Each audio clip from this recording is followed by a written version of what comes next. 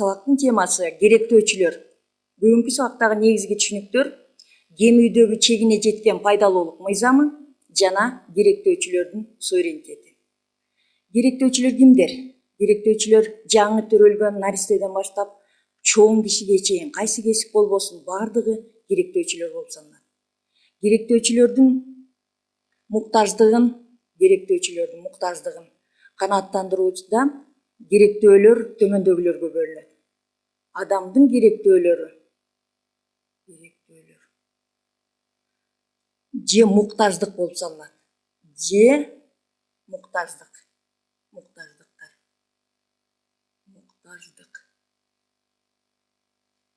Демек булар төмөндөгү бөлүнөт. Эң негизги бул физиологиялык же болбосо биологиялык муктаждыктар.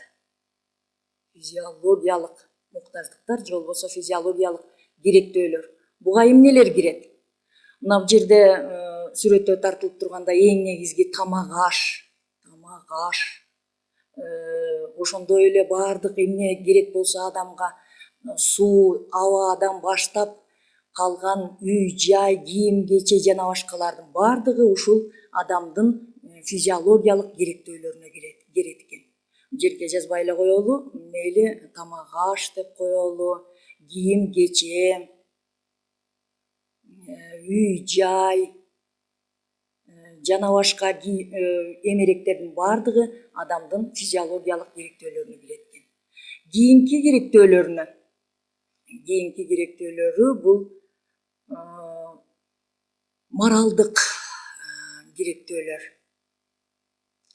Моралдык же болбосо бир коопсуздуктар, моралдык коргоолор, ички, тышкы коопсуздуктарга муктаж экен, экономикалык коопсуздуктарга, жана башка оорулардан сактануу коркунучтары, ички, сырткы коопсуздуктар.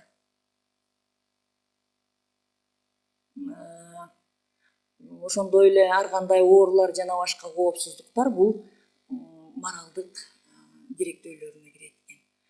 Ошондой эле кийинкиси бул социалдык коопсуздуктар, социалдык муктаждык, башкача айтканда. Социалдык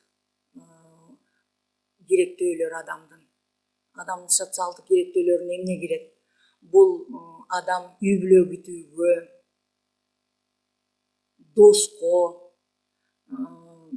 коомго, адам жалгыз жашай албайт экен, коомдо билим алууга, ден соолукту чыңдоого жана башка ушундай керектөөлөргө адам муктаж экен. Мына ушул керектөөлөрдүн баардыгы адамдын эң негизги бул муктаждыктарын канааттандыруу болуп саналат экен. Бирок муктаждыктарды, жыргалчылыктарды канааттандырууда, бул жыргалчылыктарды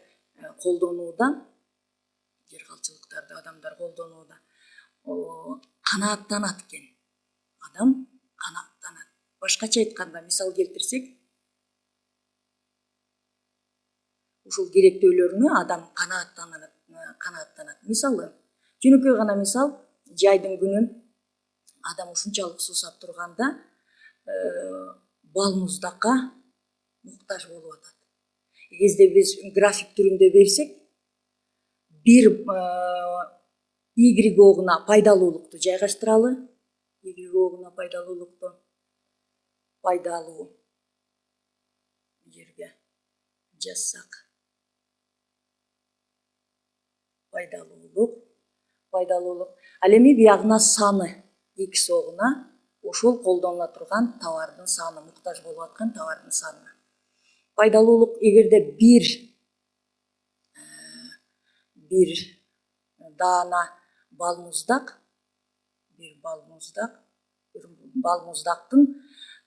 пайдалуулугу ушунчалык суусап турган адам үчүн абдан эң керек болуп турат экен, чокуда турат экен.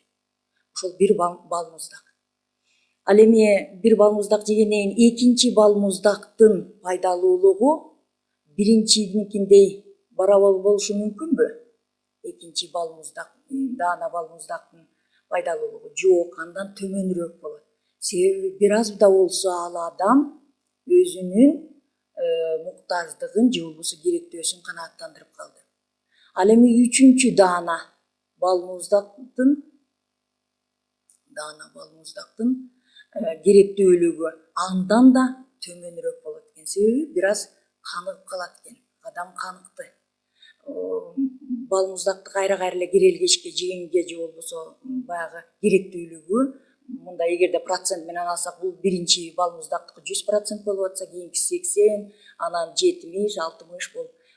Башкача айтканда, улам кийинки даанага болгон же болбосо балмуздакка болгон, мисалы мына 4-сү андан төмөнүрөөк болот экен. Кийинкисине болгон муктаждыгы улам азая баштайт экен. Ошол товардын пайдалуулугу. Балмуздак эмес бөлөк мисалдарды келтирсек деле болот. Мисалы бут кийим болобу, мисалы кышында кышкы чокой абдан керек болуп атса, жок болуп баягы эскирип